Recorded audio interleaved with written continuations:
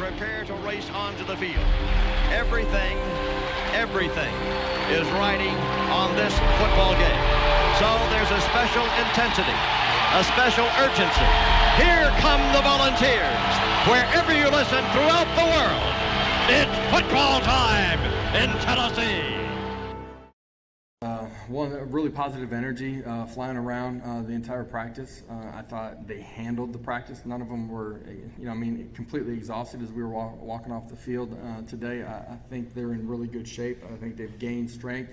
They all feel really good in their athletic movement and the progress that they've made since Coach Schmidt got here in the strength and conditioning area. I think the one thing outside of that I take away is just their ability to communicate with each other and really like give positive feedback or talk about them not using the right technique. I was really excited about that. Welcome to the Talkin VAWLS Network. My name is Boogie Bentley, and fall camp is officially here as the Vols have hit the practice field for the second time earlier this morning. Obviously, we are all talking about the quarterback competition. We'll continue to do that, but a lot of other position battles going on leading up to this season. I'm curious to see, who they go with as the final five on the offensive line. They talked earlier during the media day that Cade Mays is guaranteed. Nothing else is. Everything else is up for grabs. We'll see how that plays out. Also, who's going to step up and be that slot receiver? A lot of praise for Javonte Payton through 2 practices. I think we know that Bayless Jones Jr., Jalen Hyatt are going to be your top 2, but also the secondary. The secondary may be, next to the quarterback battle, the secondary may be the most fun thing to watch as we head into this season. I think you've got 4 guys between Taylor, Burrell, George, and Turnage, 4 guys that could potentially start at corner. So we'll talk about some news and notes from practice. But as always, guys, do me a favor, go ahead and smash that like button just below the video. If you will so kindly press that little thumbs up, it helps the channel. We would appreciate it. If you're here watching the free content, if you dig what we do, just press that thumbs up. If you're new, welcome. We're not insiders. We're not experts. We are just 3 diehard Tennessee fans, just like each and every one of you. And that's just a reminder, these practice reports, we're not media. We're not there at practice. This is information we gather, whether it be from VolQuest, that's probably my primary source, Go Vols 24/7, Rocky Top Insider, all the different media outlets that cover and report on practice. We try to compile it all together, put it together for you guys. So if you enjoy what we do, go ahead and subscribe to the channel. Click that bell for notifications so you don't miss out when we go live or when we drop content. But let's go ahead and get into it. And again, this is a few highlights from volquest.com. You can see their watermark there on the bottom of the screen. They show practice highlights. So I'm going to let those roll in the background for you guys as we get into this thing. Heupel, when he spoke with the media yesterday, seems very optimistic about what this football has done between spring and fall. He talked, during SEC media days that you make the most progress between spring and fall during the summer.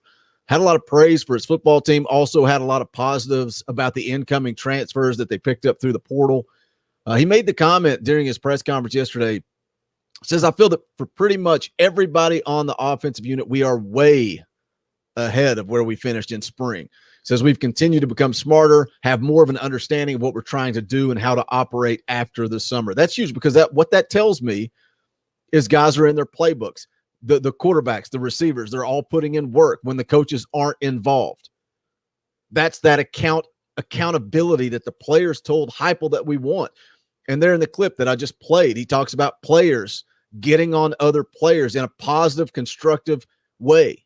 That's what this team needs. They need accountability, and they seem to be showing that so far. A couple of notes. Princeton Fant missing yesterday, but did return to the practice field today. Kamal Haddon was also missing while the media was present. Heupel said he was active. He just wasn't there during the media time, but he was out on the field today. And then also Trinity Bell currently sits out as he is rehabbing from an injury. So let's talk about some notes from practice. The quarterback position, according to the reports coming out of VolQuest, as expected, Milton has an absolute cannon.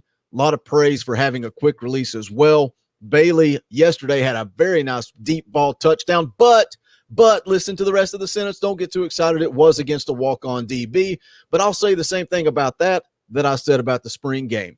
If it's a blown coverage, I don't care. Harrison Bailey still delivered the ball on time and accurate, which is key. Also said Hooker probably, once again, the most accurate, just as always, steady Eddie. And you got to remember that the media only has access to certain periods. I think they were there for probably half of the practice. But look, we're just 2 days into practice. Nobody has had time to really separate themselves as far as the quarterback competition goes. We'll continue to watch that. They've talked about how they're going to dwindle down the reps. So we'll check that out over the next 7 to 10 days and see where it goes. But practice one, you had Hooker and Milton at the front of the line all day. I'm sure people were speculating and talking about it. Practice two earlier this morning, go ahead and flip that. Brian Maurer was at the front of the line, and then everybody else kind of followed up behind him, including Bailey and then Milton and Hooker. So Josh Heupel, once again, like he did in the spring, just flipping it upside down depending on the day. Also on the quarterbacks, Joey Housley talked about the quarterback position, said it's really been positive, 0 turnovers so far. The quote says there tends to be a couple of turnovers the first couple of days of camp, given a new offense, but everybody's eyes are in the right spot. So that's big time. That's good to hear. All 4 quarterbacks. Look, I've said it a million times. I don't care who wins the job. I just want Tennessee to win. As far as the wide receiver position, also a lot of praise for this group. Brent Hubbs over at VolQuest talked about the entire room just looking bigger, stronger, faster, more physical. And it's not just your top guys. Also had high praise for Jimmy Callaway and Jimmy Holiday, 2 guys that we need to come along. We need some more depth. If Josh Heupel is going to go fast, they're going to rotate receivers in. We need more depth in that wide receiver room. They've got some talent. We'll see how it goes throughout the rest of fall camp. Back over to the running back room, Lenneth Whitehead appears to be getting healthy, back out there at work. T. Hodges back. Obviously, Jabari Small and Tyon Evans leading the way with that room. But Coach Heupel confirmed yesterday after practice when he met with the media that D. Beckwith would stay at running back. Talked about towards the end of spring how he was running with better pad leverage, better, getting his pads low and really starting to grasp the running back position. It surprises me because there is so much talent in that running back room. It'll be interesting to see if he does truly stay there or if they're just playing it out. We'll see. We'll see. But Josh Heupel continues to say that D. Beckwith is going to stay at running back. Linebackers, that's a position group. Jason Swain was talking about this morning on his show and talking about seeing an article on Jeremy Banks and how, not giving up on people, the things that Jeremy Banks went through. He finished 2020 with 28 tackles, injury plague throughout the entire year. This linebacker room, look back to the spring, it was completely depleted, and now it looks different. Fall practice underway. You've got Juwan Mitchell, Jeremy Banks out there leading the charge, but then also you got Aaron Beasley back. You got Aaron Willis back. You starting to add some depth to the linebacker room. Much deeper than they were when we left spring ball. Good talent, good attitude, good toughness, according to a report coming out of VolQuest. Really strong summer. We'll see how things play out going through fall camp. Defensive backs, again, just a position group that excites me. That position group excites me. Alontae Taylor, Warren Burrell, Kenneth George, Brandon Turnage. Who is going to start? Alontae Taylor attended SEC Media Days with Bayless Jones Jr. and Coach Heupel. Talked about how he is the leader of this football team, but I could see Alontae Taylor not even getting an opportunity to start. But we'll see. We'll see. Warren Burrell pushes guys. The addition of Turnage is going to push some guys. Competition breeds success, right? We talk about how iron sharpens iron, and it's a position group that struggled last year. Linebackers and defensive backs both struggled last year. But another thing I like about the defensive unit, the defensive backs particularly, Willie Martinez and what he brings to the table with player development. I think that position group struggled. I think they struggled. So we'll see. We'll continue to follow practice. Just a brief update on the first 2 practices there. Leave me a comment. Let me know if you watched the film, what you've seen, the reports that you guys are hearing, who is sticking out 2 days into practice. We always have that hype, right, going through fall camp. Somebody's going to be an All-American. Somebody's going to be a world beater. So what have you guys seen?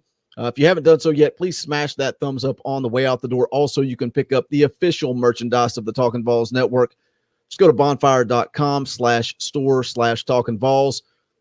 We're going to be changing some of these out. So especially if you want that cartoon head emoji shirt, it is going to be gone sooner rather than later. So those of you always asking, where's Vols JP?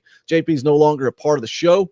He's welcome back anytime he wants to come back, but he just didn't have the time to commit to the show. So if you love JP, if you want that cartoon head emoji shirt, you better get it before it's gone, because we are going to be changing some stuff around there in the store. But as always, appreciate you guys listening. This is the Talkin Vols Network. My name is Boogie Bentley. Go Big Orange. The Vols